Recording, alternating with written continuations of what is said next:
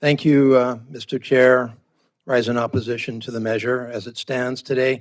There's lots of details in this measure, like all measures, and we're about to get into the weeds on various arguments about various pieces of the bill.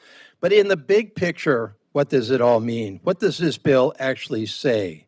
Well, first of all, I would say in the big picture on the positive side that this bill's focus on the Indo-Pacific, on helping our friend and ally Taiwan and other countries that are facing the immediate geopolitical challenge of the People's Republic of China, we have our eyes wide open as to China, and that's a good thing.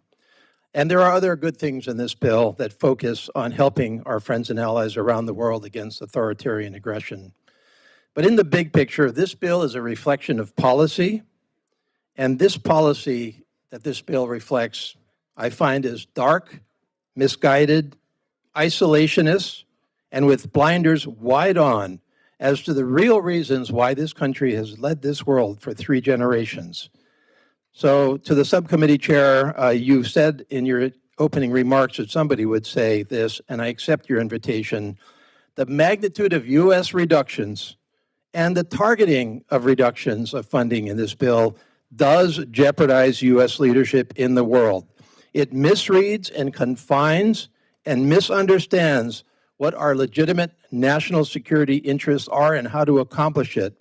And contrary to your assertion, with respect, if you are an adversary of the United States, you love this bill, because what keeps you up at night, aside from our defense capacity, which you can hope and are working to match, you know you cannot match the projection of our values into the world as reflected in the categories that this bill funds, because those categories have to do with helping others in the world selflessly with their needs. And what are their needs? Their needs are food. Their needs are economic development. Their needs are health. Their needs are family planning. Their needs are education. Their needs are governance. And all of us have traveled the world, I hope, and have seen their needs up close and personal. I recently joined colleagues in a very small and very remote country, the country of Tuvalu in the South Pacific, a country of 15,000 people, a country, by the way, that is one of the few countries in this world that still recognizes Taiwan, a democratic country, a country that is aligned with us. The highest point in Tuvalu is 10 feet, maximum.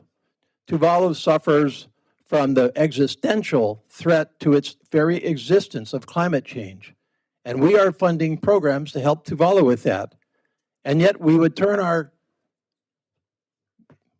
away from Tuvalu because of the simple assertion that it is threatened by climate change. Of course it is. It needs help. That's what it needs help with, but we would not fund that.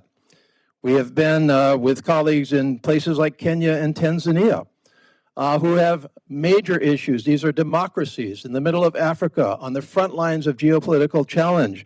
They are being assisted by U.S. aid, by many of the United Nations agencies in areas such as family planning, food, basic maternal health, child mortality, child wasting. You can go on and on and on. These are critical programs that they need, that we're helping with, that help us as we help them. And yet we would turn away from them because somehow they don't meet our definition of the national interest.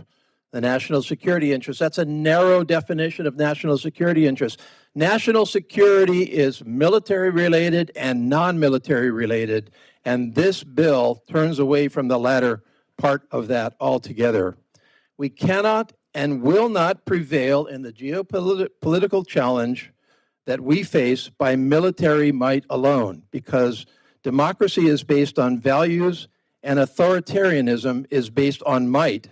And I would far much prefer to go into the remainder of this fight with both might and values. And this bill misses because it ignores the values side of that equation. I urge us to amend this bill to return the values side of our budgeting into our national policy. I yield back.